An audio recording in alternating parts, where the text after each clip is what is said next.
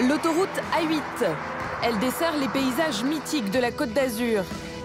De Marseille à la frontière italienne, c'est l'autoroute des plages, mais aussi un axe stratégique. Routiers en transit, bolides de luxe, fêtards alcoolisés et familles de vacanciers s'y croisent. Un cocktail explosif. Accrochage, accident, vol, les gendarmes n'ont pas une minute de répit. C'est le nouille de chez nouille, on comprend rien. Leur défi, intervenir le plus vite possible pour éviter le pire. Homme d'action, le nouveau lieutenant Olivier va avoir sa dose de sensations fortes. Le premier bus a été caillassé dans la montée, une vitre cassée. On refuse de reprendre la route. On peut bien repartir si on suit la file de gauche et qu'on trace jusqu'au péage sans s'arrêter, mais assez rapidement. Il y a un cadavre, hein? Non. Le doyen du peloton, Philippe, lui, connaît bien la musique. Vous n'allez pas m'apprendre mon boulot, ça fait 35 ans que je travaille. Ça fait 35 ans que j'ai des gens qui roulent sans assurance. Ça fait 35 ans que j'ai des gens qui roulent sans permis de conduire. Alors, ne me dites pas qu'elle est assurée. Tant que vous ne me donnez pas la preuve qu'elle est assurée, pour moi, elle n'est pas assurée. Le but, c'est d'avoir en dessous de 0,25. Ouais. D'accord? Oui, je sais. Passionné, Jérôme est convaincu de pouvoir faire changer les jeunes. 1,18 g d'alcool dans le sang. Vous vous rendez compte? Il est 10h35. Quant à Bruno, face aux situations les plus improbables, il garde toujours la tête froide. L'avantage d'avoir pris le sanglier vraiment au milieu comme ça, c'est que ça n'a pas trop déséquilibré la direction. Hein. Cet après-midi-là, gros rassemblement des forces de gendarmerie au péage du Capitole. Le lieutenant Gallon a sous son commandement plus d'une vingtaine d'hommes. Leur mission, escorter 11 bus de supporters marseillais qui viennent soutenir l'OM face à Nice. C'est une opération importante pour le lieutenant, récemment arrivé dans la caserne. Avant que tous les supporters arrivent, on fait un essai on fait une ouverture de la Conf 110, on essaie de voir si ça marche pour tout le monde. Oh oui, il y a C8, on va refaire le buzz. Oh oui, il y a C8, on va refaire le buzz. Les supporters sont plus de 600, tous très pressés d'arriver au stade. Un quart d'heure. Dans un quart d'heure. Un quart d'heure. La mission des gendarmes, encadrer les Marseillais sur ce parking jusqu'au match. À aucun prix, ils ne doivent pénétrer dans la ville et encore moins risquer de croiser des supporters niçois. C'est quand même pas facile de faire déplacer 500 personnes, voire même un petit peu plus au même endroit. Surtout des gens qui sont bien, qui sont bien remontés, qui sont bien chauds bouillants. Donc après, pour en faire déplacer 250 d'un coup, non, c'est vous qui allez partir et pas les autres. Bon, c'est toujours un peu compliqué. Donc on essaie de gérer, faire preuve de diplomatie, on discute, il y a un bon relationnel avec les stadiers, avec les gens du club. Donc voilà, ça permet de nous aider quand même pas mal. On part à moins quart. Et si Bruno est tendu, c'est parce que les supporters marseillais reviennent pour la première fois à Nice depuis 2 ans. Suite à des incidents, ils avaient été interdits de stade. Et ce soir, ils sont clairement là pour gagner. Le convoi a démarré. Le but des motos et des véhicules de gendarmerie qui ouvrent la route, c'est d'anticiper tout problème qui obligerait les bus à s'arrêter. Car à l'intérieur, les supporters sont chauffés à blanc.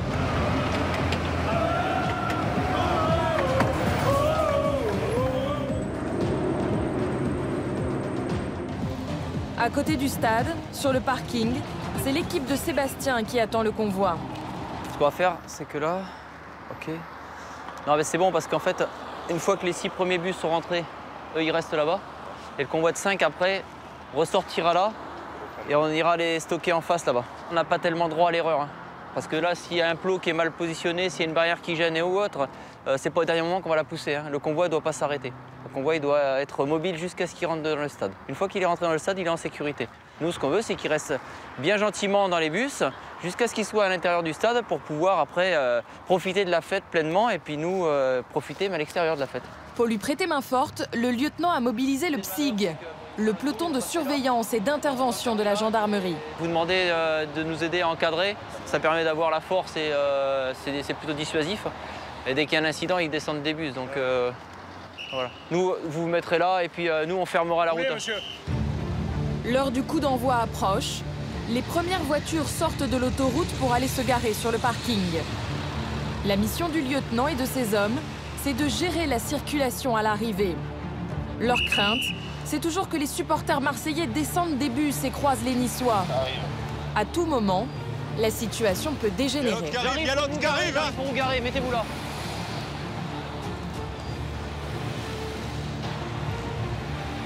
Passage du bus de l'OGC Nice. Je m'occupe du parquage des autres bus. À son tour, le convoi des Marseillais arrive. La place est libre. Les supporters vont enfin pouvoir pénétrer dans le Mettez stade. les warnings, jeune homme. Collez un peu l'audi devant. Non, c'est déjà pas mal faire naviguer 6 bus sur l'autoroute à faible vitesse avec des gens qui font du chahut quand même. Bon, une fois qu'ils sont dans les bus, ils sont dans les bus, mais tous les moments où on s'arrête, on se met entre guillemets en difficulté, donc il faut que ça roule. Vous avez un petit peu profité du match, mon lieutenant? Non, on va pas profiter du match là. Mais le lieutenant doit quand même garder un œil sur le score. Si c'est Marseille qui gagne, la sortie du stade risque d'être très mouvementée. 4-2 pour les Marseillais. Ça va être Ça chaud. brille de partout là. Ouais. Donc là, on parle d'adrénaline qui monte. On parle pas de stress, on parle d'adrénaline. Parce que là, ça risque d'être très très chaud. C'est ce qu'il redoutait. Marseille a gagné. Les premiers véhicules vont quitter le stade. Allez, fin du match. Donc là, l'évacuation va se faire assez rapidement. Ils vont pas perdre de temps. Le problème, c'est que les Marseillais sont euphoriques parce qu'ils ont gagné. Ils sont certainement fortement alcoolisés. Il va falloir faire remonter pratiquement 600 supporters dans 11 bus. Et minibus, ça va être compliqué. Donc là, ils demandent à ce que les 3 motards qui sont en tête aillent là-bas pour pouvoir suivre tout le monde. Qu'est-ce qui se passe, mon lieutenant? Ça bouge, ça va sortir.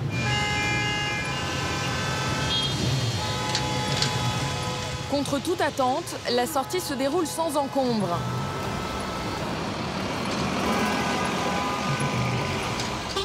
Mais c'est apparemment un peu plus loin que les choses se corsent. Ça a commencé les caillassages malgré la bulle tactique. Et en fait, ils étaient en bordure d'autoroute et ils se sont fait caillasser. Le gendarme qui ouvre l'escorte informe le lieutenant que le convoi s'est arrêté. Les bus ne sont pas entrés dans le tunnel. Pour une raison indéterminée, le convoi est complètement arrêté dans la descente de Saint-Isidore. Je viens d'entrer dans le tunnel, j'ai personne derrière moi, je suis à l'arrêt. Je répète, je suis à l'arrêt, personne derrière moi. L'un des bus a reçu des jets de pierre et le chauffeur refuse d'avancer. C'est exposé une vitre, il veut plus avancer. Le premier bus a été caillassé dans la montée, une vitre cassée. On refuse de reprendre la route avant confirmation de la sécurisation de la sortie de tunnel. Les supporters sont boostés par la victoire de leur équipe. Il faut faire très vite et convaincre le chauffeur de reprendre la route. Un des membres du PSIG, envoyé en négociateur, revient avec une bonne nouvelle. C'est bon, on attend. On peut bien partir si on suit la file de gauche et qu'on trace jusqu'au péage sans s'arrêter, mais assez rapidement. De toute façon, c'était prévu qu'on sur la voie de gauche. Oui, C'était prévu. Bon, c'est ce que je lui ai dit. C'était prévu qu'on soit sur la voie de gauche. Il va bien repartir.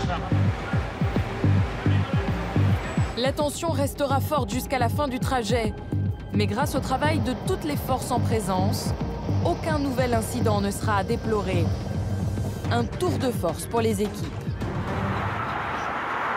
À l'autre bout du département, sur l'autoroute, Bruno, lui, est appelé pour un accident un peu particulier. Là, c'est une chose assez rare quand même sur l'autoroute. C'est un sanglier qui s'est retrouvé en pleine voie et dont un véhicule est arrivé et l'a percuté. La voiture accidentée est sur la voie de gauche. Mais la circulation n'a pas été interrompue. Il faut dégager le véhicule au plus vite. Oh là là là là, regarde le sanglier. En fait, il ne reste plus rien, quoi. Ah ouais, il est explosé. Ah ouais, il y en a partout. Le choc a été très violent. Au sol, des débris du sanglier à l'origine de l'accident. Bruno fait tout de suite les premières photos pour l'enquête. Les passagers, eux, n'ont pas été blessés. Reste à savoir s'ils étaient sous l'emprise de l'alcool. Comment Vous conduisiez? Oui, Vous étiez sur quelle voie? J'étais sur la voie du midi. Soufflez dedans, s'il vous plaît. Et qui c'est qui l'a tapé? C'est vous ou c'est le camion? Ah, c'est moi, là, tapé. Il était au milieu, le sanglier? Oui, oui, il est sorti de la gauche. Vous avez le permis? Bien sûr. Enfin, je l'espère. Donnez-le-moi. L'avant du véhicule est entièrement détruit. Les passagers ont eu de la chance. Donc bon, la calandre, elle est complètement éclatée. Hein. La grille du radiateur, et donc on voit bien l'impact de la barre. En fait, ils se le sont vraiment pris en frontal. L'avantage d'avoir pris le sanglier vraiment au milieu comme ça, c'est que ça n'a pas trop déséquilibré la direction. Hein. On peut imaginer que s'il avait pris sur le côté, ils auraient mis un coup de volant et ils auraient pu partir en tonneau ou venir percuter les côtés de l'autoroute. Donc là, il a quand même pu garder sa trajectoire, il a eu le bon réflexe et ça aurait pu être bien plus grave. J'en ai déjà vu un, il était passé dans la grille, dans la calandre d'un véhicule de gendarme en plus. Dans la descente aussi. Là. Bruno doit maintenant s'assurer que le cadavre du sanglier n'est plus sur la voie. Et ce n'est pas si facile en pleine nuit. Il est là. Ouais, c'est une belle bête quand même. Et là, il n'y a plus rien à récupérer. Éclaté là. Fin de l'intervention. Le personnel de l'autoroute termine de nettoyer la voie. Une manœuvre toujours périlleuse en pleine circulation. La voiture accidentée et les passagers repartent à bord de la dépanneuse.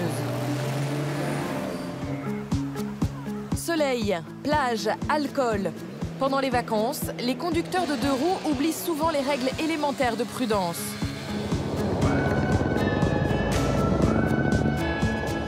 Après la fête et le farniente, les retours sur la route tournent vite à la catastrophe.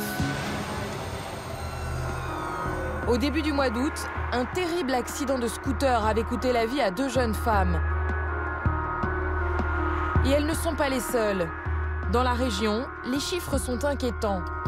Les deux roues sont impliquées dans 80% des accidents mortels. Ça s'est emballé et depuis le mois de mai, c'est la série, quoi. Presque à chaque fois, il y a un scooter ou une moto qui est impliqué. Et, on pense qu'on doit accentuer sans doute la prévention et la répression sur les deux roues, malheureusement. Il est 10h46, bienvenue à vous qui nous rejoignez, direction la plage. Alors le commandant Hervé, le patron de l'escadron départemental de la sécurité routière, va organiser une opération coup de poing. Bonjour, vous allez bien? On fait un essai micro. L'objectif, c'est de rappeler aux deux roues les règles de prudence. Première étape, 107.7, la radio de l'autoroute. On monte un contrôle routier, donc là c'est plus ciblé sur le comportement des deux roues. On verbalisera certainement les gants quand il n'y a pas de port du tout de gants et que les personnes sont en short tongue. Là, c'est pour ça qu'on est là pour rappeler que même en vacances, on ne badine pas avec la sécurité. De retour au peloton, c'est la mobilisation générale. Cet après-midi, donc, on fait un contrôle spécifique de roues, comportement, équipement de sécurité bien évidemment. Pas de gants, short, tongs, on verbalise. En avant.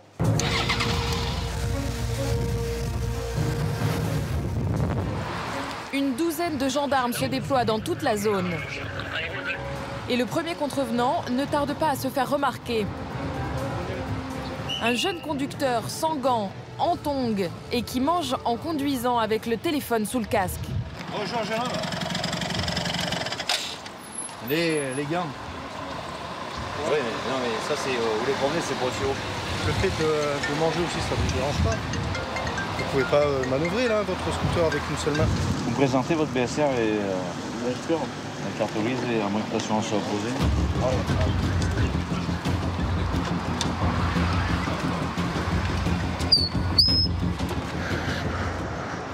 Quel âge? 17. Un sandwich dans une main, je sais pas s'il n'y a pas le téléphone aussi sur le casque, non? Hein? Des gants et d'une main, ça en tire bien. Le gendarme se montre clément. Il verbalise seulement l'absence de gants, soit 45 €. Vous pensez qu'il a compris le message, le jeune homme? Ben, j'espère pour lui, de toute façon. C'est la seule fois que je mange une crêpe en conduisant. Enfin, j'ai jamais mangé en conduisant en scooter. La seule fois que je mange. Bon, pensez à mettre des gants, même si vous avez des gants homologués, c'est un peu mieux. Mais Vous perdez la main, vous mettez le pied. C'est pas bon pour renverser. Si tu tombes, c'est la chute. Si tu chutes, c'est la fin. Pour le commandant, l'objectif est de faire prendre conscience aux jeunes qu'ils prennent de gros risques pour leur vie. Mais il n'est pas certain que la leçon soit toujours bien comprise. Bon, à l'orage, des fois, c'est un peu compliqué. À l'orage, c'est compliqué. À l'orage, c'est un peu compliqué. Ils sont pas toujours ouverts au respect des règles. Un peu plus loin, au péage de la Turbie, Philippe repère un motard très au-dessus de la limitation de vitesse.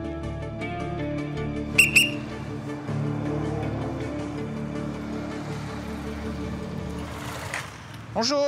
Mais sur l'aire de repos, c'est une autre infraction qui va attirer son attention. Votre plaque, elle est mal orientée, hein, le degré. Non. Le concessionnaire m'a juré que c'était la bonne endroit. Ah bah écoutez... Bah, moi je l'ai acheté comme ça, la moto. Ah ouais, bah c'est pas bon. Il y a des règles à respecter, il faut les respecter. La plaque, elle n'est pas dans le bon angle. Eh ben, vous verrez. Parce que moi aussi, ça m'avait surpris. Vous verrez, ben, vous voyez qu'il y a des règles. Même les assureurs m'ont dit qu'il n'y avait pas de souci. Je suis pas certain que l'assureur ait vu l'angle de la plaque. Le gendarme va lui montrer comment une plaque doit être posée. Alors, la plaque, elle doit être comme ça en fait. 90 degrés, maximum, comme les pointillés. Quand je l'ai vue, ça m'avait fait un peu... Je me suis dit qu'elle était un peu haute. Et l'angle, c'est vrai qu'elle doit être plus bas. La plaque de ce motard n'est pas relevée par hasard. Du coup, les radars fixes surtout, ne peuvent pas prendre la plaque. Hein. Et nous, quand on est en voiture, de loin, on ne peut pas le voir. Quoi. Vous pouvez venir voir s'il vous plaît, monsieur? Et ce que le conducteur n'imagine pas, c'est que la contravention va être énorme. Et bien du coup, vous êtes pas en règle. Donc c'est un retrait de 6 points avec la suspension de permis de conduire. 6 points, c'est énorme. La confiscation du véhicule et une amende de 735 €. C'est-à-dire que là, j'ai plus de permis, j'ai plus de voiture pour une plaque d'immatriculation. C'est ça. Une contravention que ce conducteur n'est pas prêt d'oublier. Mais c'est pas normal, c'est pas possible que ça soit aussi cher, ça. Et moi, là, je perds un permis, je l'ai payé 2 000 €. Une moto, je l'ai payé presque 10 000 € et c'est normal, pour une plaque. Vous appelez quelqu'un pour venir vous récupérer, puis vous viendrez récupérer la moto après, avec quelqu'un qui a le permis de conduire. Bon, allez, ciao. Hein. Merci, au revoir.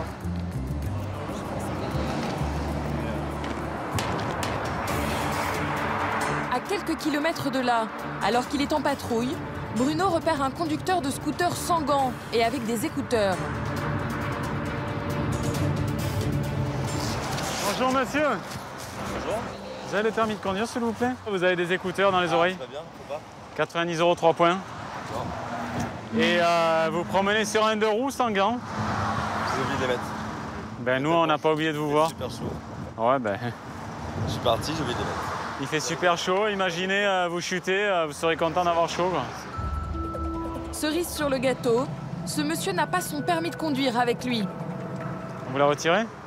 Non, non, je l'ai toujours. Ouais. Vous êtes sûr de vous? Donc ça fait une 3e infraction. Hein. De quoi? De ne pas avoir le permis. Donc là, ça fait cher quand même, hein, le total des infractions. On va pas tout mettre. Hein. Non, c'est pas le genre de la maison. Mais il faut vous sensibiliser quand même. Vous êtes un peu inquiet là? Ouais, je fais pas mal d'infractions. Parce que à la mais bon, ils ont l'air il y a les écouteurs, il y a les gants. Ils ont l'air sympas. Mais en plus, les écouteurs, je les ai mis, je ne parlais même pas. Et il y a le permis. En général, c'est pour écouter la musique. Bah, c'est long la route hein, en même temps. Un peu de musique, c'est plus sympa. Bon, je vais voir s'il me reste des points. Le conducteur est inquiet, car son permis de conduire ne tient plus qu'à un fil. Vous savez combien de points vous avez ou pas? Je dois pas être... non. Vous êtes à 4 sur 12. 4 points. Si ce monsieur prend toutes les infractions, il peut dire adieu à son permis. Mais comme il a reconnu ses erreurs, Bruno va se montrer indulgent. Il ne verbalise que la conduite sans gants. Vous en avez mis une seule? Vous avez mis un PV? 45. Les 3 points et 90 €, c'est cadeau aujourd'hui, mais sortez-le de suite, le casque. Ouais, je m'en rêve. Je vous fais une carte bleue si vous voulez. Ouais, je fais la carte bleue. Ça, au moins celui-là, je le paye. À chaque fois, je les paye pas, ils arrivent, ils sont majorés, au moins celui-là, je le paye. Et ça, c'est pour le corbeille payé. Ça va. Là, il n'y a pas de point. Ah, j'ai un point. Ah ouais, c'est un point. Mais dans 6 mois, vous le récupérez, si vous êtes sage. Oh, je suis sage. Je pensais qu'il y avait... Ça, c'est plus le point qui m'emmerde. Je sais que j'ai pas beaucoup de... Il en reste 4. Non, mais c'est bon. Un point isolé, en 6 mois, vous le récupérez. D'accord. Vous allez vous tenir tranquille. Ouais, du coup, là, je vais faire encore plus. Ouais, ça me fait chier le point. Parce que j'en ai plus beaucoup. Après, les stages, ça dure 2 jours. 45 €, bon, c'est chiant, mais c'est surtout le point. Je pensais qu'il n'y avait pas de point. Pour le coup, j'ai un peu moins le sourire. Allez, au revoir. Et c'est en sécurité, avec les gants et sans écouteurs, que ce monsieur peut reprendre la route.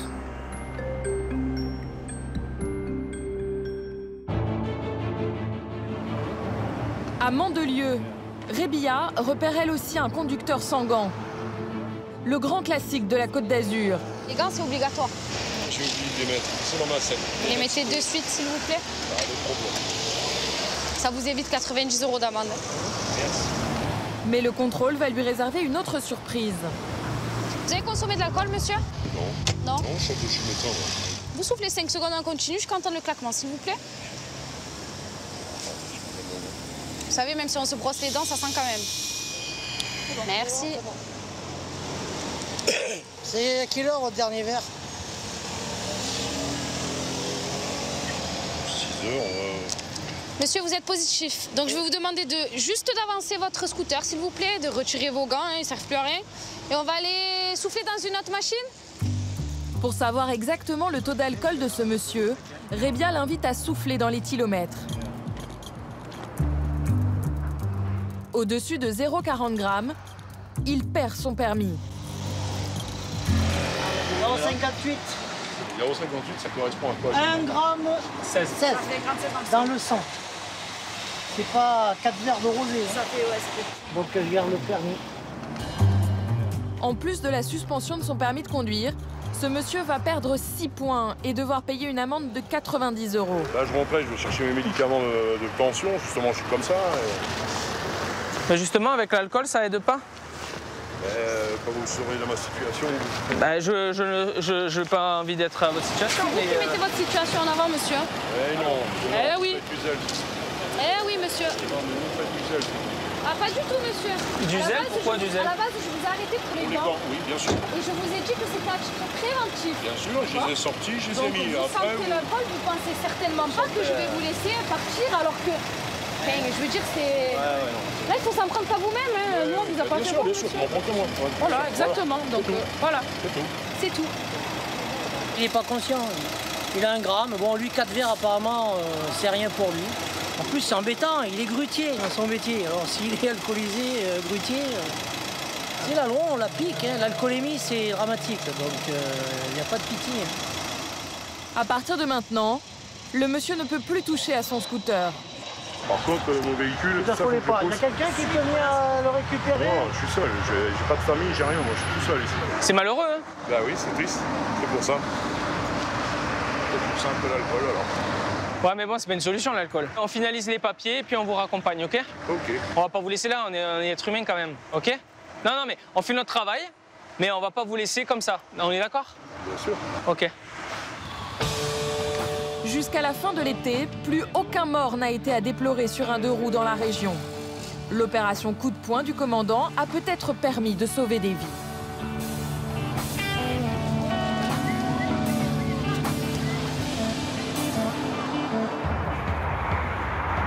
Pas de répit pour les gendarmes cet été.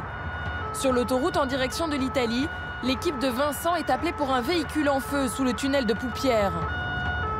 Pour l'instant, ils n'ont pas plus d'informations. Oui, de la fumée, beaucoup de fumée, ouais, c'est un véhicule en feu, ça. Il brûle, là, c'est pas un problème moteur. La circulation a été coupée à l'entrée du tunnel et un embouteillage est en train de se former. Le trafic peut rapidement être paralysé sur l'autoroute si le tunnel n'est pas dégagé. Comme il n'y a que 2 voies, avec 2 voies, ça va vite remonter. Là, ça va arriver sur Menton dans peu de temps. Hein. Si Menton n'est pas trop loin. Bon, déjà, il n'y a pas de fumée, donc ça va être proche de la sortie du tunnel. Le feu a eu lieu à l'autre bout du tunnel et les pompiers sont apparemment déjà intervenus. Il y avait beaucoup de flammes ou pas? Oui. Oui. Oui, au départ, oui. Mais je pense pas que l'embouteillage est chauffé. D'accord. La voiture est entièrement brûlée, mais les passagers sont sains et saufs. Ils ont même eu le temps de sortir quelques objets de leur véhicule. Oui. Ça va, ils ont sauvé leurs affaires? Voilà, c'est ça, ouais. Ça a pris ou pas? Allô? Oui. Oui, mon capitaine. Donc, je vous rends compte un peu de la situation actuelle pour le véhicule incendié dans le tunnel de Poupière. On attend le dégagement véhicule calciné des voies pour pouvoir rouvrir la circulation.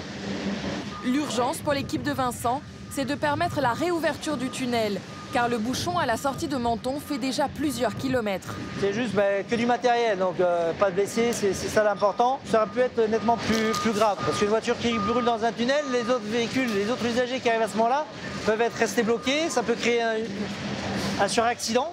avec les fumées épaisses. Donc là, on s'en sort très très bien et c'est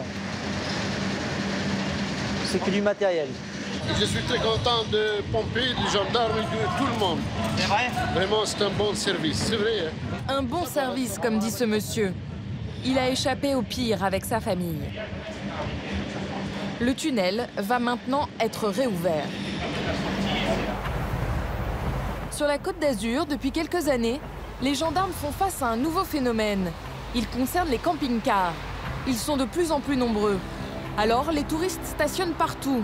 Et la nuit, ils deviennent la cible des voleurs. C'est sur les aires d'autoroute où ils se croient à l'abri que les vacanciers se font détrousser.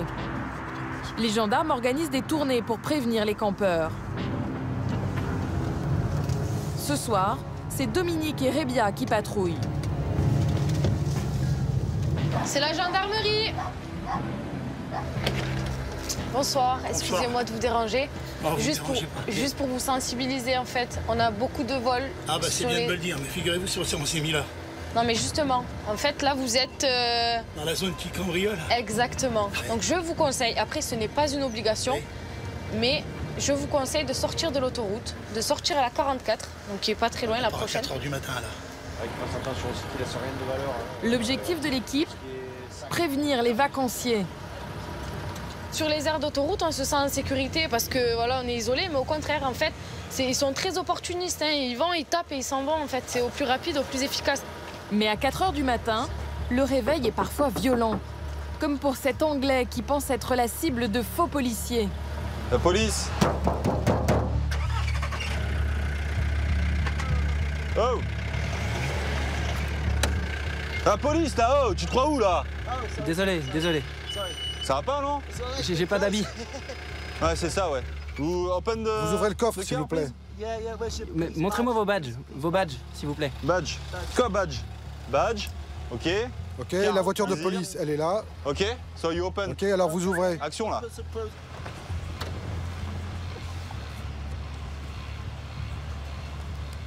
Et les gendarmes, eux, font face à des situations un peu embarrassantes. Ok, vous ouvrez là. J'ouvre le van? D'accord, ok. Ok, bon, vous voyez là? Ok, voilà ma collègue. Ok, ça va. Ça va, c'est bon. Bonsoir. Excusez-nous. Allez. Ok. Je ne peux pas vous forcer à partir, mais c'est un conseil. Ne restez pas là parce que... C'est pas très sûr de se garer ici, c'est ça? Si, c'est sûr, mais si vous allez à 2 km plus loin, la première sortie c'est Cannes. Cannes, d'accord.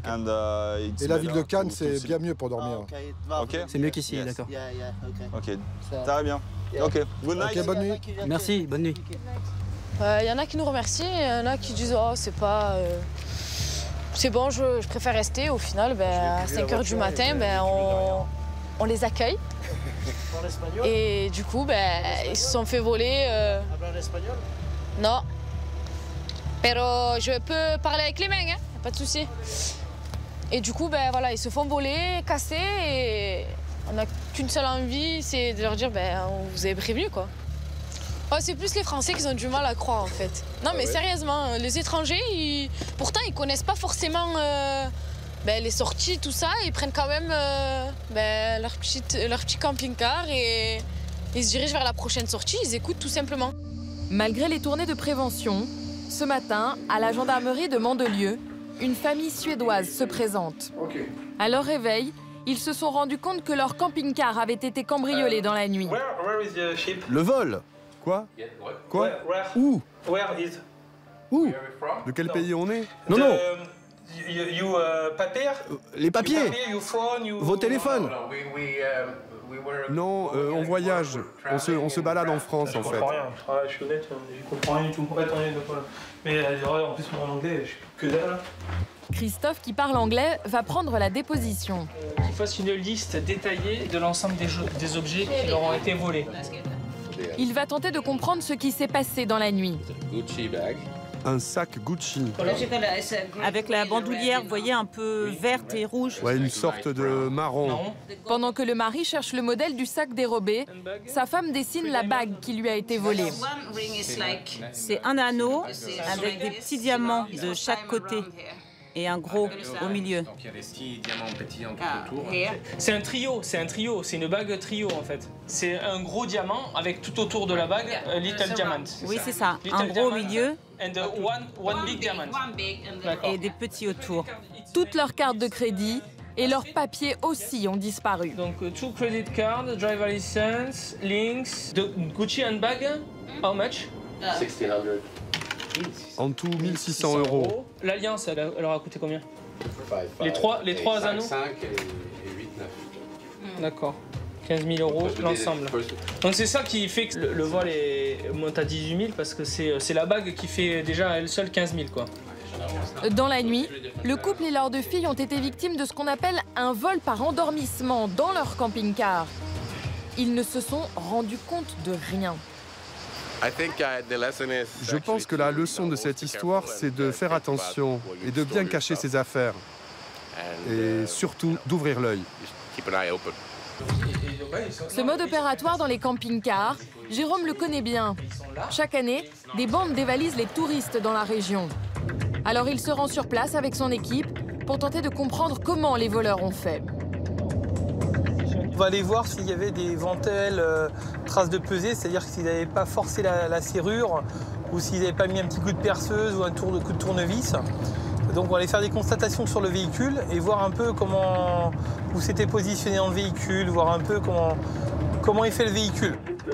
Les touristes étaient pourtant garés à l'intérieur d'un camping, ce qui n'a pas arrêté les voleurs. Ils ont pour habitude en fait de faire un petit trou là ou faire un coup de tournevis pour faire sauter le système de verrouillage.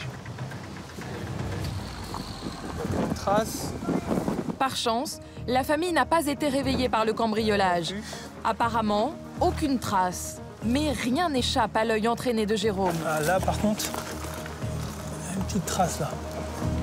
Il n'y aura pas d'empreinte dessus parce qu'ils prennent un tournevis, ils tapent comme ça et ils font sauter le cliquet en fait. Regardez. Vous voyez? C'est typique là. Là, à partir de là, la serrure là, elle doit plus ouvrir maintenant. Super boulot. Ah. Vous voyez? Là, la poignée, là, vous voyez, elle est cassée.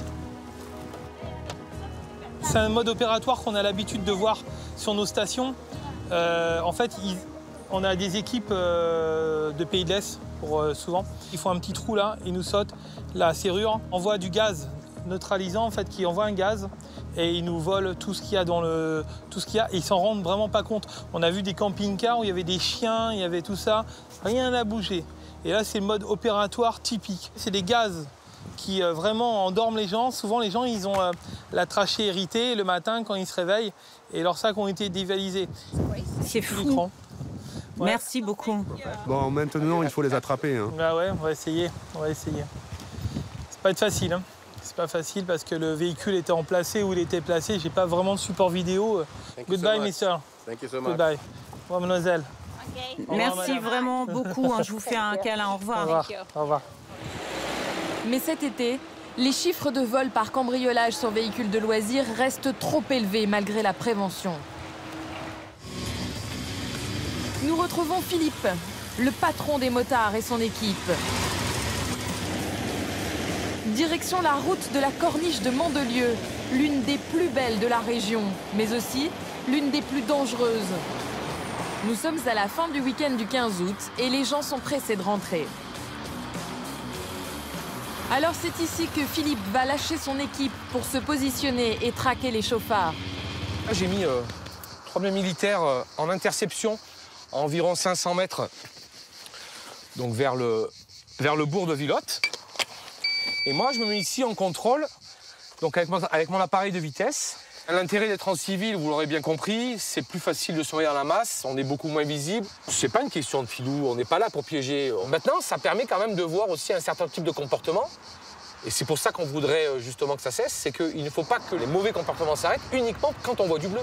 Il n'y a plus de gendarmes, et ben les gens doivent continuer à avoir un bon comportement. Sur cette route, la vitesse est limitée à 50 km/h. Une contrainte plutôt respectée par les voitures. Mais ce sont les motos que Philippe surveille, car elles coupent systématiquement les lignes blanches. Les virages qui s'enchaînent prennent pour certains des allures de circuit. 97. Non, pardon, 97. Là, pas pareil. Oui, il y a une moto qui arrive, là. Une moto qui arrive juste derrière un couple, hein, à 97 km/h. 9, 7, comme a reçu. Oui, c'est reçu. Ah ben là, il va perdre son permis. Impossible de passer au travers du dispositif. 500 mètres plus loin, le motard et sa passagère sont arrêtés. Le conducteur, qui a tous ses points, semble serein. Apparemment, il ne connaît pas la limite autorisée. Mais sa petite promenade va lui coûter très cher. Alors le monsieur, il a une... là sur le terrain, on lui fait une rétention du permis de conduire, d'accord, pour 72 heures. Dans les 72 heures, moi je renvoie ça à la préfecture. Et la préfecture va prendre un arrêté de suspension de permis. Donc pour une durée variant de 1 à 6 mois, c'est selon la vitesse qui a été relevée, c'est la préfecture qui décide. Alors que vraiment je baladais, hein. Ma copine elle avait le temps de prendre des vidéos, j'ai fait 2 tours de rond-point parce que le GPS il était perdu. J'ai voulu envoyer un peu les gaz et voilà. Chômage, plus de moto, plus de permis. Vous faites quoi comme boulot? Je suis dans la livraison. Non, mais j'en sais rien, là, je suis au chômage. Là, pour 47 km/h, je pensais en me faire 7 de plus. 6 points en moins, plus de permis. Le jeune livreur se retrouve donc aussi sans travail. Une après-midi qui se termine très mal. Mais pour les gendarmes, c'est la seule solution. Soit son employeur est sympa et puis il lui trouve un véhicule sans permis, mais sinon, il va falloir que monsieur ne conduise plus jusqu'à la fin de son arrêté, de sa suspension de permis de conduire, quoi. Ça fait réfléchir. Ça va lui mettre du plomb dans la tête, oui. Ouais. Là, elle est dure, la décision. La décision, elle est très, très dure. Parce que derrière, il y a beaucoup de conséquences. La décision, elle est très dure. La décision, je l'accepte pas.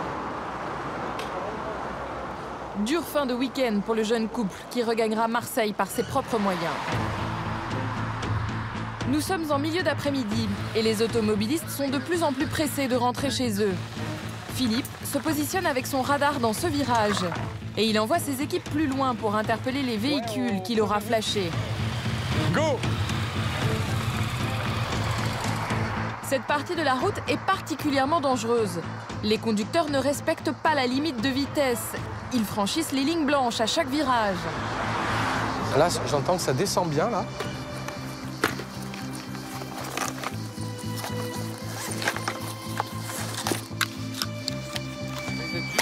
Ça risque d'être juste parce qu'il faut que je me remette un rapprochement.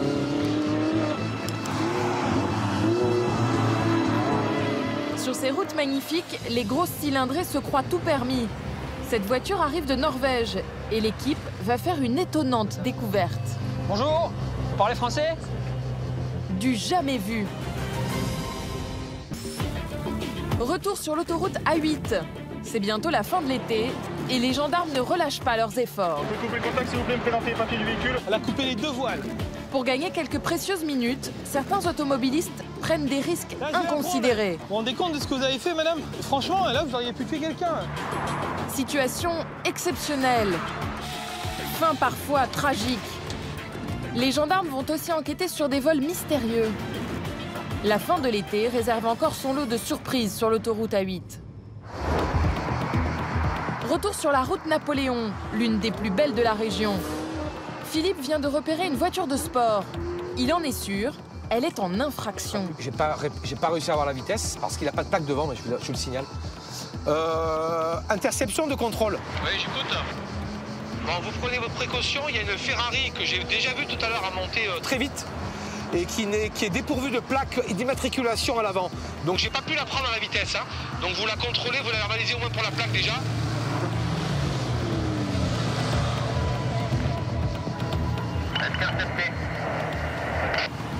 C'est bien reçu. Il n'y a pas de plaque. Le conducteur est norvégien et son véhicule ne porte pas de plaque à l'avant. Selon ses explications, dans son pays, ce serait parfaitement légal. Pardon. Je viens de Norvège et en Norvège, on n'est pas obligé de l'accrocher. Comme ça. Ah oui, mais mais là, c'est pas sûr, ça tient pas. Vous allez venir avec nous à Saint-Vallier. D'accord. Et on va retirer de l'argent. D'accord. Donc je vous suis. Oui, oui. Très bien. Et je garde vos papiers avec moi. Mais j'ai quand même besoin de fixer la plaque devant. Oui, c'est la loi, comme sur celle-là. D'accord, ouais, je vois. Il faut qu'on aille retirer de l'argent. Ok, vous nous suivez? Vous connaissez cette loi en France? Non, pas du tout. Non. En Norvège, en fait, vous pouvez juste la coller. Tant qu'elle est lisible, c'est considéré comme légal. Le chauffeur est condamné à une amende de 90 €. Les gendarmes n'ont retenu que l'excès de vitesse et ils lui ont demandé de fixer sa plaque au plus vite. Comme il n'a pas d'argent liquide sur lui, les motards l'escortent jusqu'au prochain distributeur. Sûrement aussi un peu pour le plaisir des yeux.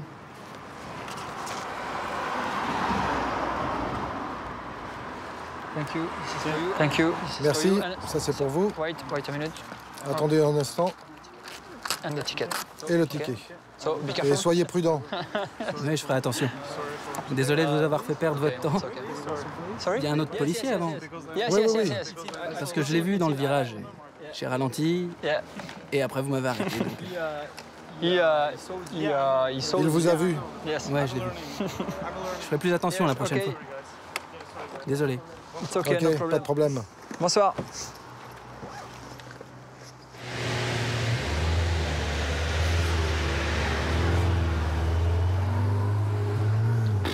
Je veux la même. Les motards vont continuer leur contrôle dans l'arrière-pays niçois.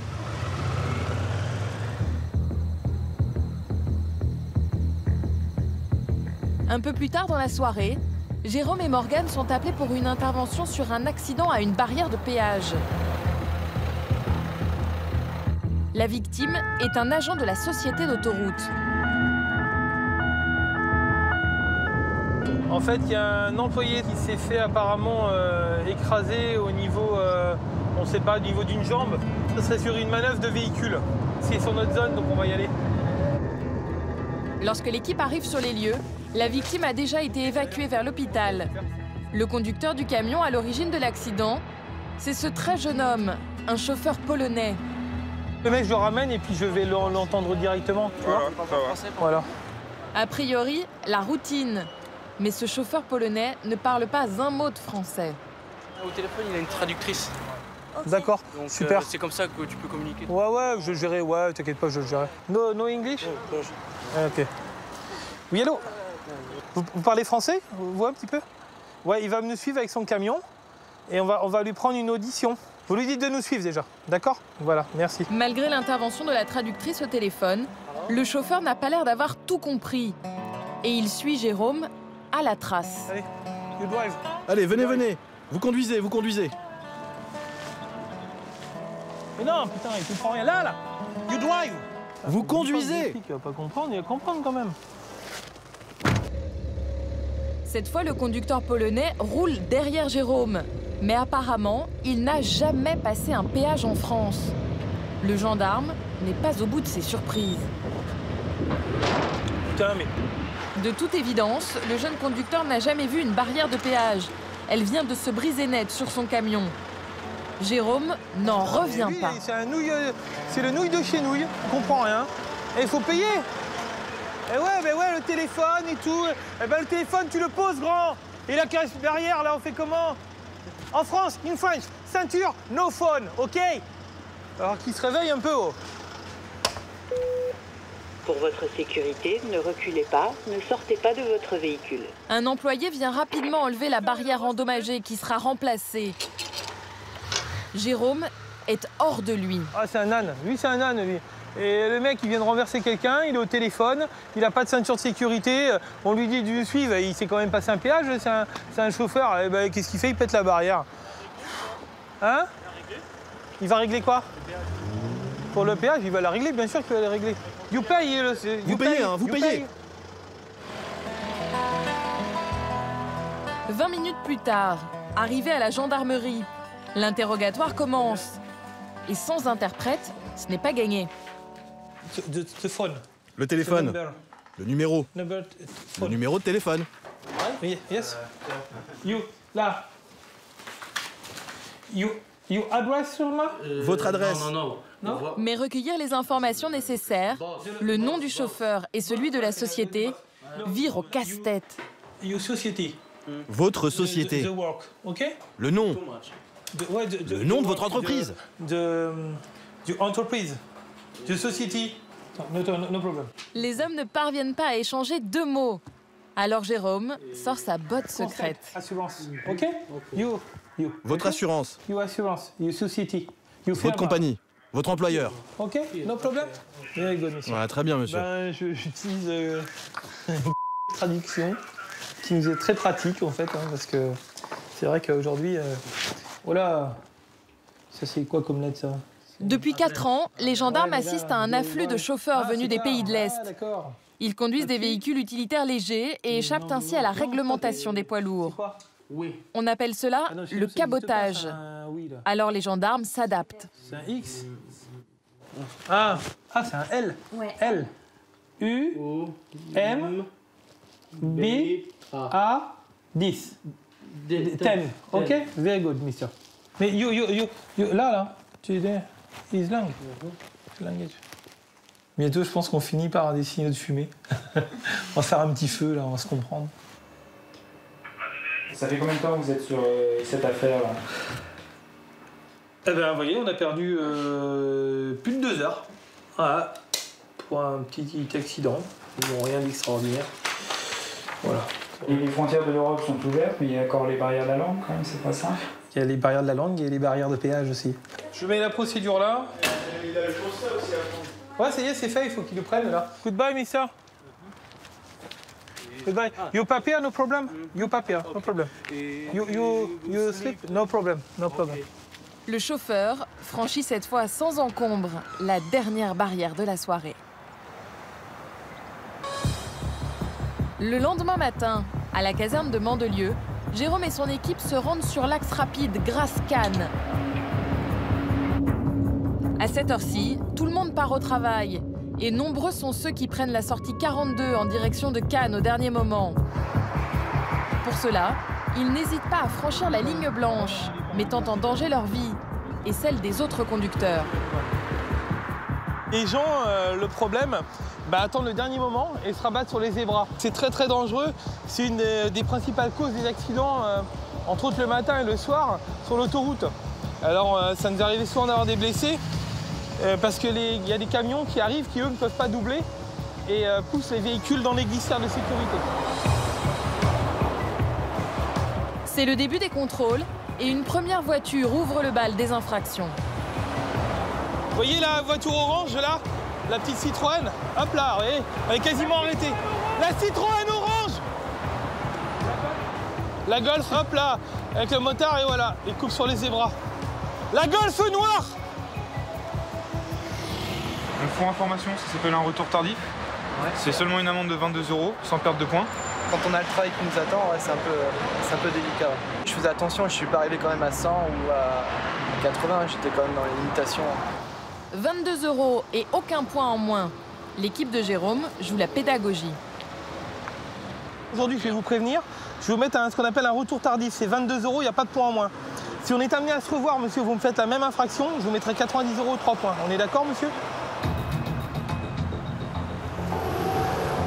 Mais certains, comme cette conductrice en voiture bleue, n'hésitent pas à traverser carrément l'autoroute. Oh là là, elle a coupé les 2 voiles. Alors elle... Là, je vais la prendre, elle. Vous vous rendez compte de ce que vous avez fait, madame? Vous étiez en voie centrale, madame. Vous avez coupé la voie lente sans regarder. Vous avez coupé 2 voies et vous êtes rabattu sur les zébras. C'est énorme, madame. Franchement, là, vous auriez pu tuer quelqu'un. Je vais demander votre permis, la carte grise et l'assurance de votre véhicule, madame. Là, c'est énorme, madame, ce que vous faites. J'ai regardé, hein. J'ai pas fait ça n'importe comment non plus. J'ai regardé, j'ai fait attention à ce que je faisais. Hein. Mais bon, j'aurais pas dû le faire, c'est indéniable. Franchement, vous ne vous rendez pas compte de ce que vous auriez pu et causer, et même pour vous. Quoi. Voilà, une signature juste là. Madame. Là, ça va donner quoi? Donc vous allez avoir une amende que vous allez recevoir chez vous, à votre domicile. Vous pouvez payer par carte bleue auprès d'Internet. Voilà. C'est 90 € et c'est la perte de 3 points sur votre permis, madame. Pour le conducteur de cette décapotable, qui lui aussi a traversé l'autoroute, pas de place pour la pédagogie. C'est sanction immédiate. Donc là, on est d'accord, vous avez coupé le zébra, la ligne blanche là-bas. Parfaitement, bien sûr, je ne vais pas dire le contraire. Ok. Je vais à un enterrement et je réfléchissais à cette personne. Ça marche. Je vais quand même être obligé de vous verbaliser pour la ligne blanche. Combien? 90 €, 3 points. Voilà, donc je vous prépare ça, j'arrive. Le chauffeur n'en est pas à son coup d'essai. C'est pas un retour tardif et il le fera à chaque fois. Donc tant qu'on ne touche pas à ces points et à une somme qui est plus importante, c'est le genre de personne qui ne comprendra pas, quoi, vous voyez. Ça fait déjà 2 fois qu'il se fait verbaliser à 22 €, il s'en fout en fait. Il préfère limite se faire verbaliser que d'attendre. C'est le genre de personne comme ça. Donc là, il n'y a aucune pitié à avoir. Aucune. Il a de la chance, il aurait pu être en avance à son enterrement. Il aurait pu carrément aller le rejoindre avec ce genre d'accident. C'est avec ce genre de fait comme ça qu'on a des accidents. Et là, ouais, voilà, là, il aurait pu aller le rejoindre plus rapidement. Ouais. J'espère que tu as mis 90 balles. C'est bon, voilà, c'est ça que je veux voir. C'est le genre de personne, voilà, il n'y a aucune pitié à avoir. Aucune. Les contrôles ont duré 1 heure et l'équipe a verbalisé 25 véhicules.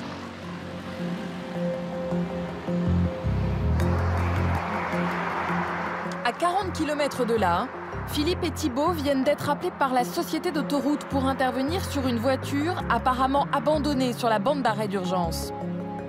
C'est un phénomène auquel les gendarmes sont régulièrement confrontés. Des conducteurs qui abandonnent leur voiture faute d'argent pour payer le dépannage et les réparations. Mais c'est aussi souvent le destin des voitures volées. Vas-y, avance, hein, ça m'évitera de marcher. Ah oui.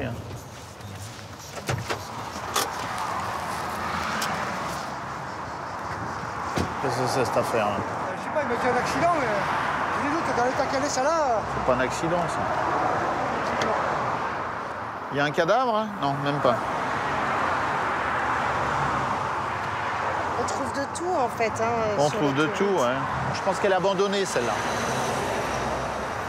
Elle a abandonné, on va essayer de trouver quand même des documents, quelque chose qui puisse nous... Bah tiens, regarde, il y a une carte bleue là.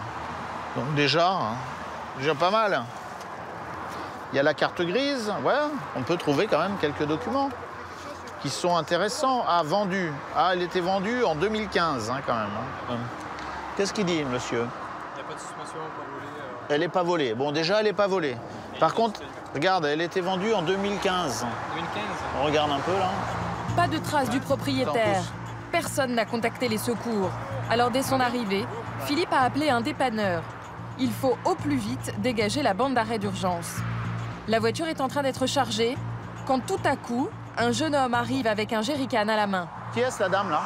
C'est la dame qui m'a aidé, personne m'aidait. La police elle est passée, elle est partie. J'étais en panique avec mon chien sur le bord de la route. La dame m'a dit si tu veux, je t'amène chercher de l'essence. Bon, ok, d'accord. Okay. Bon, vous êtes tombé en panne, c'est ça? C'est ça, je suis tombé en panne d'essence. Ouais, et je suis allé chercher du gasoil. Ouais, ok. Le jeune homme récupère son chien que la dame avait gentiment gardé dans son véhicule. La mauvaise surprise pour lui, c'est que la dépanneuse a fait le déplacement et que même s'il pourrait très bien s'en passer et qu'il ne l'a pas appelé, il va devoir régler les frais de dépannage. Il est tombé en panne d'essence, il est allé chercher un bidon d'essence, il a fait demi-tour, mais nous, pour la sécurité des usagers, on fait évacuer le véhicule abandonné. Donc le dépannage, c'est un coût. Ça va lui coûter cher son dépannage, sa panne d'essence. Ça va lui coûter 185,85 €. Parce que c'est des prix qui sont réglementés par l'État, en sachant que panne de carburant, il y a très peu d'assistance, s'il est assuré, qui paye. Parce que c'est considéré de la faute du conducteur. La négligence, quoi. Ben, c'est que prendre l'autoroute en réserve, voilà, ça met en danger 1, 2, 3, 4 personnes. C'était évitable, quoi. C'est carte bleue ou espèce ou assistance, mais là, apparemment, il n'y aura pas d'assistance. Et donc on ne prend pas les chèques.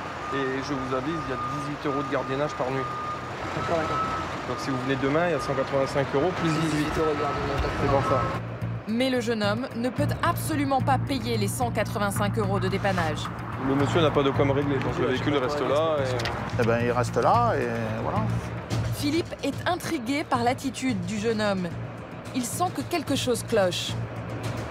Donc vous me dites que le véhicule, il appartient à un ami. Il me prête pour faire l'aller-retour entre l'Archer et chez moi, et là je suis allé faire des courses. D'accord. Je suis pas persuadé qu'il soit assuré, mais on va regarder quand même. S'il me laisse partir avec la voiture, elle doit être assurée. Il roule tous les jours avec, elle peut que être assurée. Vous n'allez pas m'apprendre mon boulot, ça fait 35 ans que je travaille. Ça fait 35 ans que j'ai des gens qui roulent sans assurance. Ça fait 35 ans que j'ai des gens qui roulent sans permis de conduire. Alors, ne me dites pas qu'elle est assurée. Tant que vous ne me donnez pas la preuve qu'elle est assurée, pour moi, elle n'est pas assurée. Il y a un talon d'assurance qui est périmé depuis le mois d'octobre 2016. Vous voyez le truc? Moi, je vous laisserai pas repartir sans savoir si le véhicule est assuré. Pour tenter de comprendre, Philippe appelle lui-même l'ami du jeune homme censé être le propriétaire du véhicule. Déjà, c'est même pas votre voiture, c'est la voiture de votre oncle maintenant. Et on va remonter loin comme ça. En tout cas, nous, dès l'instant là où on ne peut pas justifier le fait qu'elle soit assurée, le véhicule, il restera là. Il ne bougera pas. Alors, je viens d'avoir le soi-disant propriétaire du véhicule qui n'est pas le propriétaire du véhicule, parce qu'il vient de me dire que c'est à son oncle. Ah, c'est ça, hein, la complexité du truc, c'est que on a une personne au volant d'un véhicule qui nous dit ne pas être le propriétaire, qui nous donne des papiers, qui nous dit qu'il appartient à un copain. En fait, le copain, ça appartient pas, ça appartient à l'oncle. Tout ça pour une panne d'essence. Vraiment, on donne le bâton pour se faire battre. Aucun papier n'est en règle et le véhicule ne semble pas assuré. Philippe décide d'immobiliser la voiture en fourrière.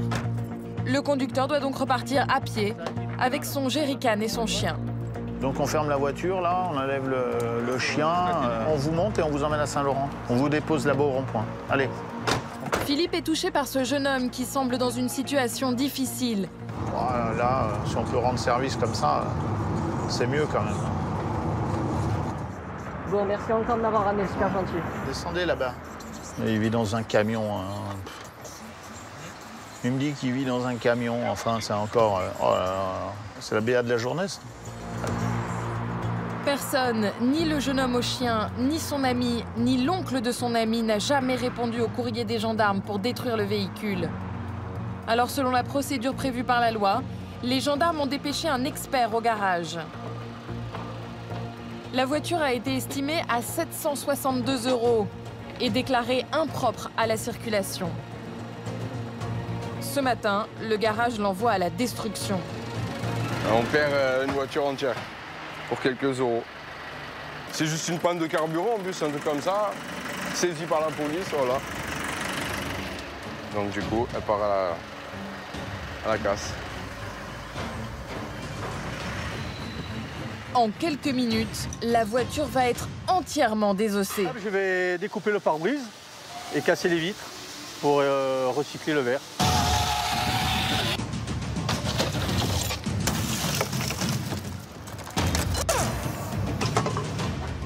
Pièce par pièce et avec une précision chirurgicale, l'énorme pince décortique méticuleusement la carcasse.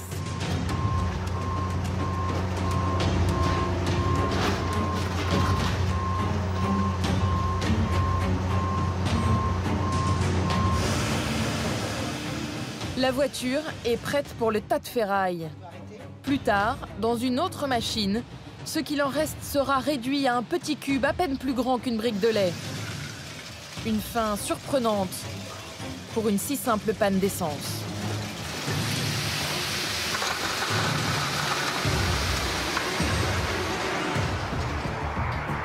À quelques kilomètres de là, Patricia commence sa patrouille et un premier appel vient de tomber.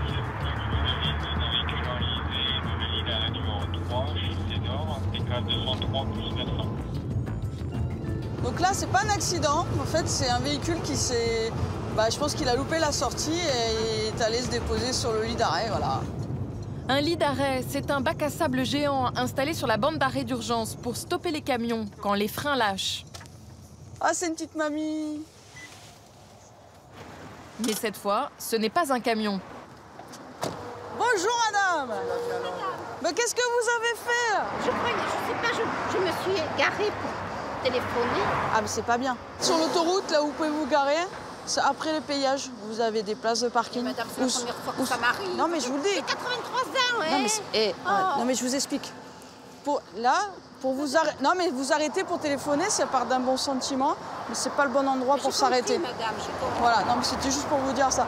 L'autoroute a été ouverte le 22 juin 79. Et depuis son ouverture, grâce à Dieu, c'est la première fois qu'il m'arrive. Et là, vous voyez, la voiture, elle est bien enlisée. Hein. Vous pouvez pas sortir. Hein. Vous avez beau faire la marche arrière, une fois que la roue elle est coincée, elle est coincée. Combien de fois j'entendais parler de ces arrêts, de ces arrêts. Mais je pensais que c'était du dur. Non, mais vous ne serez pas la première, vous ne serez pas la dernière. On en fait au moins une fois par semaine, si c'est pas plus. Moi, en 2 jours, j'en ai fait 5. Rien de grave en soi, mais bon, ça occasionne de la venue du dépanneur, la présence du patrouilleur et notre présence. Alors qu'on serait plus utile ailleurs. Mais bon, ça fait partie de nos missions. Systématiquement, quand quelqu'un s'arrête dans un lit d'arrêt, on est appelé, c'est considéré comme un accident. Le dépanneur agréé par la société d'autoroute arrive très vite sur place.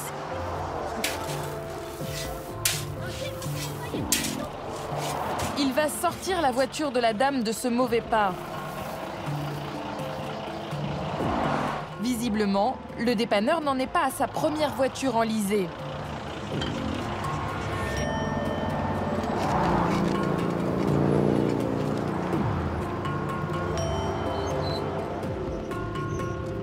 Et en moins de 5 minutes, le tour est joué.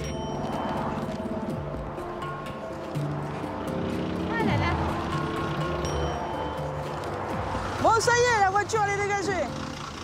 Soulagée, madame. La dame retrouve le sourire. Mais le dépannage n'est pas gratuit. Cette conductrice va devoir s'acquitter de la somme rondelette de 140 €.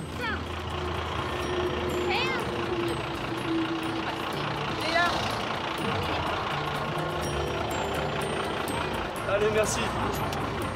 C'est le tarif fixé par le garage pour une automobile. Et à ce prix-là, le dépanneur prend soin de garer la voiture en biais pour que la dame ne reparte pas tout droit dans le bac à sable. Par contre, quand vous allez repartir, faites attention. Nous, on va décaler la circulation, mais accélérez bien. Non, non, mais il faudra bien accélérer quand vous allez repartir. On va sur le lit d'arrêt, hein, en accélérant. Alors, je ne vous embrasse pas de le terminer. Merci, madame. Pas bientôt, hein.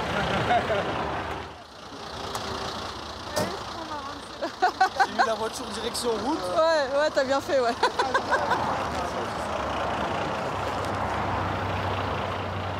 Et c'est sous la protection de la dépanneuse que la dame peut enfin rentrer chez elle.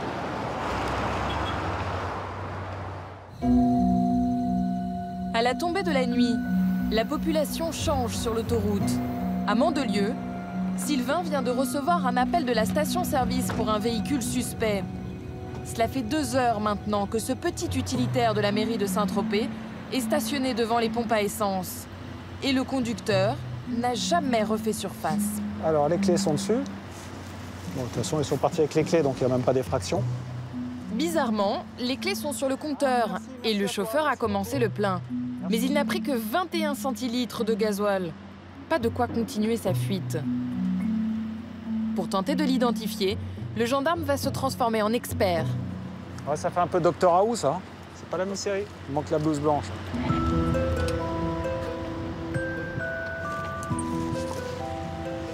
C'est une sorte de gros coton-tige qu'on va passer sur le volant pour récupérer les traces ADN et qu'on va mettre dans un tube. Et ça nous permettra de savoir si c'est quelqu'un qui est peut-être déjà connu dans la base, comme pour avoir dérobé d'autres véhicules, des cambriolages ou autres. Les analyses seront envoyées au laboratoire. Pour l'instant, Sylvain n'a aucun indice, mais il lui reste peut-être une petite chance de découvrir l'identité de ce curieux voleur amateur d'utilitaires. On a demandé à ce que les vidéos soient mises de côté, parce que tout le lieu ici est filmé.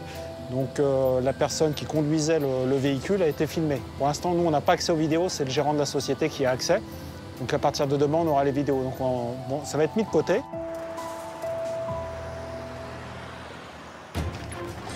Le lendemain, c'est l'équipe de jour qui prend le relais de l'enquête. Dans toutes les stations-service de France, Les pompes sont filmées nuit et jour, 24 heures sur 24. Et les images pourraient permettre d'identifier le mystérieux voleur. Tiens, il est là. Le voilà. Bah, tu vois déjà, regarde ce qu'il a mis sur la tête. Déjà, il sait qu'il a des caméras, puis il met la capuche. Oh la vache. Qu'est-ce qu'il a foutu, là? Il met du gasoil. Il a essayé de faire le plein, apparemment. Je sais pas pourquoi il se barre. Les enquêteurs vont peut-être enfin comprendre pourquoi le chauffeur n'a pas fait le plein du véhicule. Tiens, regarde. Ah putain, voilà pourquoi il s'est tiré, ouais. Ah, c'est ça. Il a vu les gendarmes, il a eu peur. Patrouille. Grâce à cette image, les enquêteurs ont compris pourquoi le conducteur a pris la fuite. À l'arrière-plan, ils découvrent une voiture de gendarmerie. Elle n'a stationné que quelques minutes sur le parking, mais sa seule présence a suffi à faire fuir le jeune homme. Mec, il a paniqué. Ah, il a vu, il a dit oula, hop, il dit putain, je me suis fait repérer. Alors? Voilà. En fait, c'est ça. Okay. En fait, c'est un petit rigolo parce qu'il a vite pris peur, quoi. Et là, ils vont avoir beaucoup de chance. Le chauffeur a enlevé sa capuche et il est parfaitement identifiable. Bon, c'est légèrement, voilà, qu'il descend là. Ah, voilà. C'est pas mal ça. Là, on va assumer. Ouais. Les gendarmes impriment la photo du voleur. Ils vont transmettre ces informations à la brigade de Saint-Tropez qui se chargera de poursuivre les investigations. Regarde, Charles. Grâce au relevé ADN, si l'homme est fiché, il devrait le retrouver rapidement.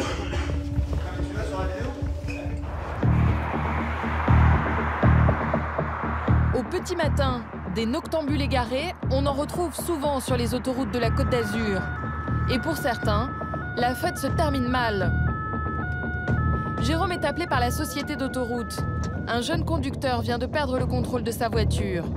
Quand il arrive, le véhicule est déjà sur la remorque. Et il est en mauvais état. Bonjour monsieur. Qu'est-ce qui vous est arrivé? Vous avez crevé? Ouais. Vous arriviez d'où? De Nice. D'accord. Vous étiez tout seul? Ouais, en fin de soirée, du coup, c'était le matin, je n'ai pas dormi et je me suis un peu endormi au volant. Et vous avez tapé? Ouais. Vous avez consommé l'alcool? Oui, mais c'était il y a très longtemps. D'accord. Vous allez vous soumettre au dépistage? Ouais. Vous prenez du stupéfiant? Non. Ça fait combien de temps? Combien de fois la dernière fois que vous l'avez pris? Ouais, c'était quoi, hier? Avant-hier. Avant-hier? D'accord. Ça dure 4 secondes, je dis arrêtez. Encore. C'est bon. Ouais, vous êtes encore positif, monsieur. Ok? Quel est le taux d'alcoolémie exact du jeune homme et le taux de stupéfiants qu'il a dans le sang? Pour le savoir, Jérôme l'emmène au peloton. Vous avez consommé quoi comme stupéfiant, monsieur? De l'herbe, la résine? Vous avez consommé quoi? Un joint, 2 joints? 2, 3? Quelques joints, vous avez tiré? Vous l'avez fumé entier ou? Non, j'ai juste participé. Vous avez participé? Vous avez fumé quelques lattes? Ouais, voilà, c'est ça. Alcool, drogue, c'est le cocktail de certains jeunes les soirs de vacances. Un cocktail qui risque de coûter cher à ce jeune homme. Alors mettez-vous bien droit. Vous prenez ça dans votre bouche. En tant que jeune conducteur, il ne doit pas dépasser 0,10 g dans l'air expiré. Impeccable. Regardez bien, 0,59, monsieur. 1,18 g d'alcool dans le sang. Vous vous rendez compte? Il est 10h35. Ah, ça me paraît étonnant, mais bon. Bah oui, ça vous paraît étonnant. Vous avez vu, monsieur? C'est-à-dire que hier soir, vous avez été fort quand même. Les parois de votre bouche. Mais ce n'est pas tout. Le test de stupéfiant peut encore aggraver son cas. Voilà. Et sans surprise, le contrôle de cannabis est positif, lui aussi. C'est ce que vous m'aviez dit. Vous avez marqué au cannabis comme quand vous en avez fumé dans les derniers jours. Sous l'emprise de l'alcool et de surcroît avec du cannabis dans le sang, le jeune homme va se retrouver sans permis pendant un bon moment. Et ça risque de lui poser un gros problème. Je suis en école d'ingénieur, donc en bac plus 3. Et là, j'ai rentré en deuxième année d'école d'ingénieur, bac plus 4. Ouais, ça va être compliqué de me rendre à Strasbourg. Parce que les trains de Nice à Strasbourg, il n'y en a pas vraiment. Et puis pour les trajets quotidiens de l'école au domicile, ça va être aussi plus compliqué à gérer. Promis à un bel avenir, ce jeune homme commence à se demander s'il ne vient pas de le compromettre. J'ai peur de la réaction de ma mère, en fait. Elle va faire la morale, c'est sûr, et puis... elle va crier un peu, quoi. Comme le jeune homme est toujours sous l'effet de l'alcool, il ne peut pas être auditionné. Sa mère va venir le chercher et il reviendra pour son audition. 72 heures plus tard, l'étudiant est de retour, mais il n'est pas seul. Sa mère a tenu à venir avec lui à la gendarmerie, car elle s'inquiète pour son fils. Alors là, c'est sûr que j'étais très en colère. J'ai dit, mais c'est n'importe quoi.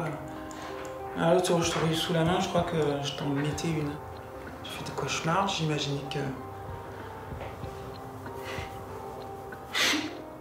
Voilà quoi. Moi, j'en ai pris vraiment conscience. Je me suis dit, c'est un miracle, c'est un miracle.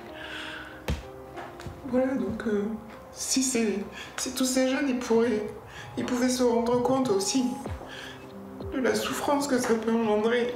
Là, il s'est rien passé, tout le monde est vivant, mais en imaginant qu'il y ait des morts. Dans le département, les chiffres de la mortalité des jeunes au volant sont inquiétants. 40% des victimes de la route ont moins de 30 ans. Le préfet a pris sa décision.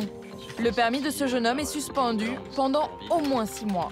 Il y a 9 points normalement. Oui, c'est ça. Donc là, il y en a 8 qui vont partir, vous en restera plus qu'un. Il faudra être très prudent et voir à faire des stages dès que possible. Comment? Je vais pas conduire pendant... Pendant 6 mois, déjà, vous pourrez pas. Enfin, vous pourrez pas, vous n'avez pas le droit de conduire. Après, si vous le faites et vous êtes pris la main dans le pot de Nutella, tant pis pour vous, quoi. Ok? C'est bon, pas de soucis. Ça met du plomb dans la cervelle un peu. C'est peut-être un avertissement en quelque sorte.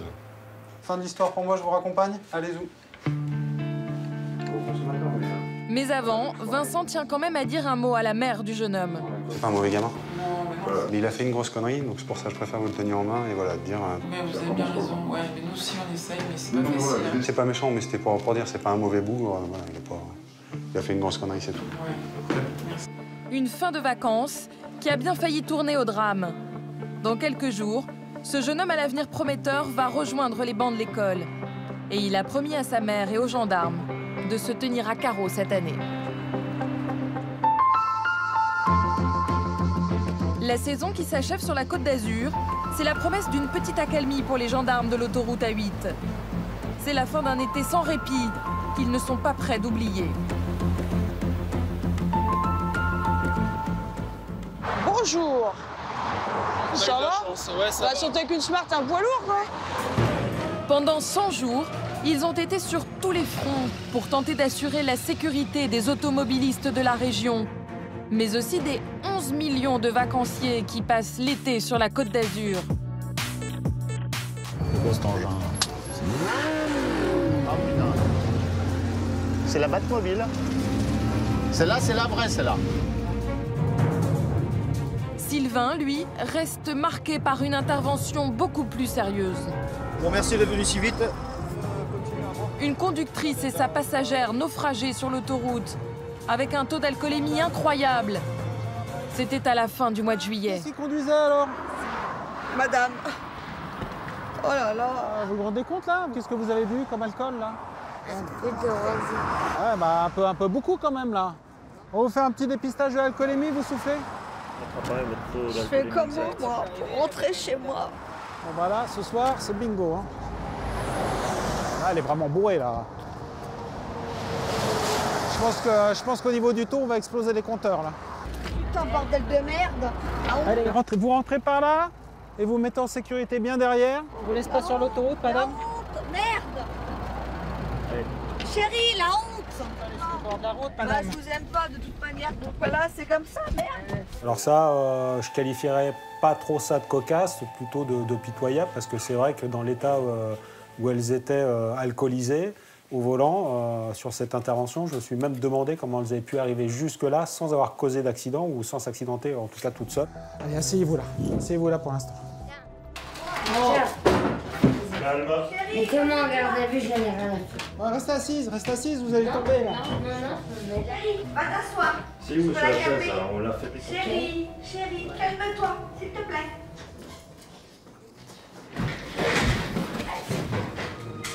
Je sais même pas comment ils ont pas fait pour tuer quelqu'un ou se tuer en roulant.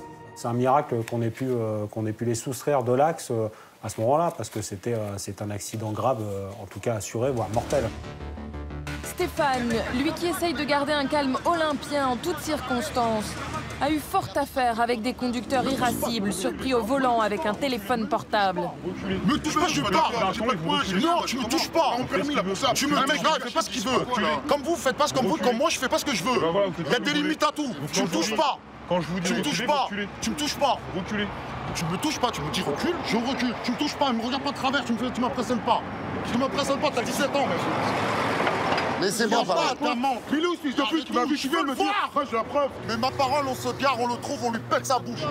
C'est lui qui m'a fait travers. C'est pas vrai. Tu mens, mec. T'es un menteur. T'es un menteur. On se calme. Je te le dis, par là, t'es un menteur. Parce qu'il n'avait pas de téléphone en main. Par là, il n'y avait pas de téléphone en main. Eh, tu vas le payer, ça. C'est injuste. Vous avez fini. Le bon Dieu, il le paye. Monsieur. C'est injuste. Tu m'as regardé moi, tu n'as pas regardé lui. Tu m'as regardé de travers. C'est bon. le clochard, va. Vous avez fini, bébé? C'est le clochard. Rendez-leur un papier qui s'en aille. Et aujourd'hui, la société, c'est ça. L'agressivité, la personne cherche, par son agressivité, à faire monter le gendarme dans les tours. Sauf que ça ne marche pas toujours, bien évidemment. On est plus malin, on est plus sérieux, on est plus raisonnable. Bon, allez, circulez. Ouais, circulez, on est de la merde. Il a été verbalisé. Il est parti, au final, il est parti avec son procès-verbal. On peut comprendre l'énervement. Il faut quand même pas aller trop loin.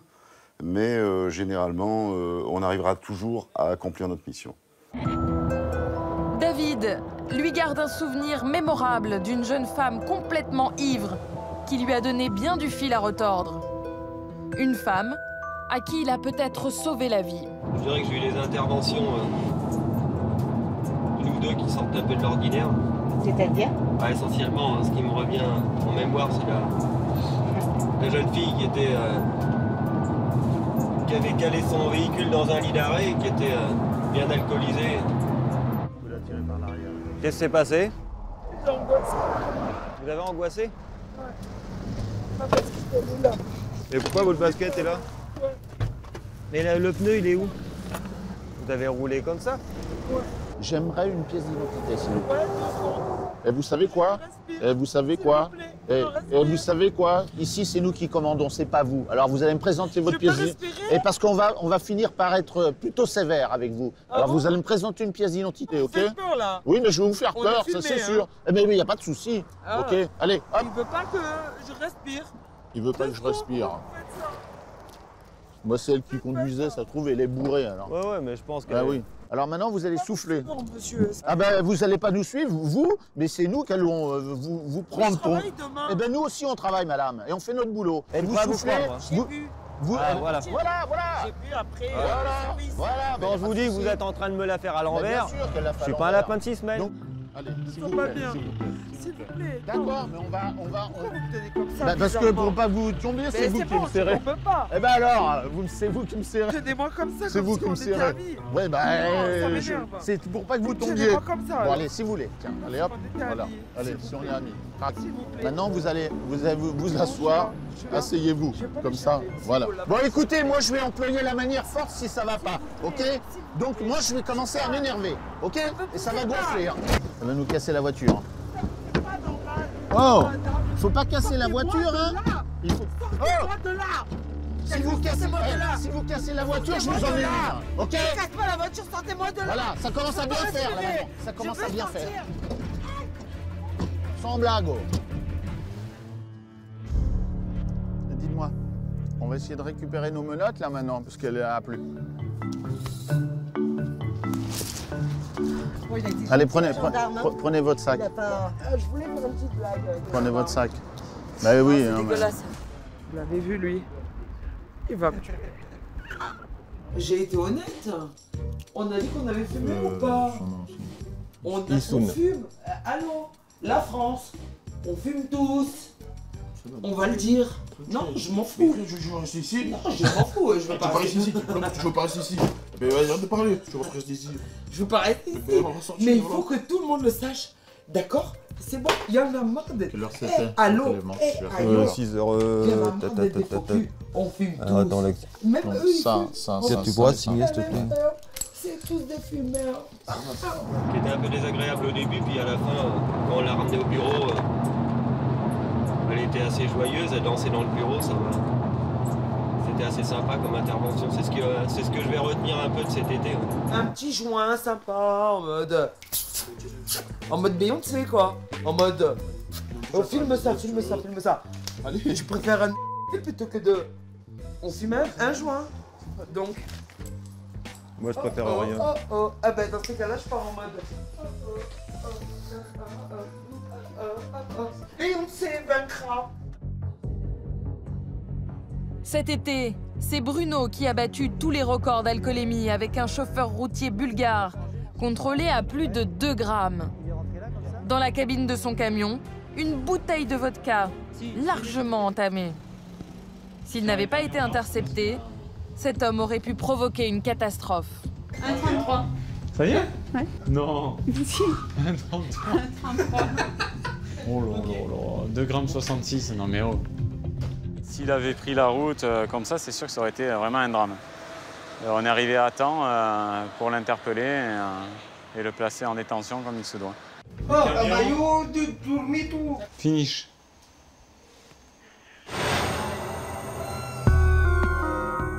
Et malgré tous leurs efforts, les gendarmes n'ont pas réussi à éviter tous les drames.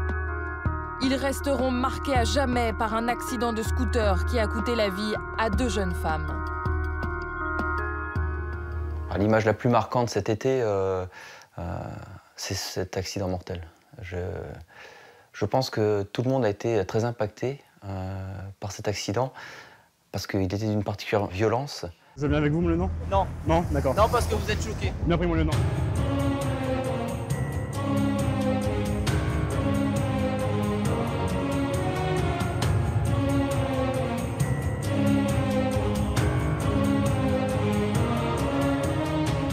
Ça va pas me marquer, c'est pas que sur les 100 jours, je pense que ça, c'est une image qui est l'une des plus marquantes de ma carrière. Donc oui, ça c'est ce qui m'a marqué le plus, ouais, évidemment. Ouais. Au peloton de Nice et de Mandelieu, l'été est terminé. Mais les gendarmes ne vont pas chômer pour autant. Le lieutenant Sébastien ne se fait pas d'illusions. On va vite rentrer dans l'hiver, donc les stations de ski vont ouvrir. Et là, on va avoir un afflux à nouveau de population sur les pistes de ski. Donc c'est continu. On dit, il y a des relatives accalmies, mais ça ne dure pas très longtemps. Vous prenez jamais de vacances? Les vacances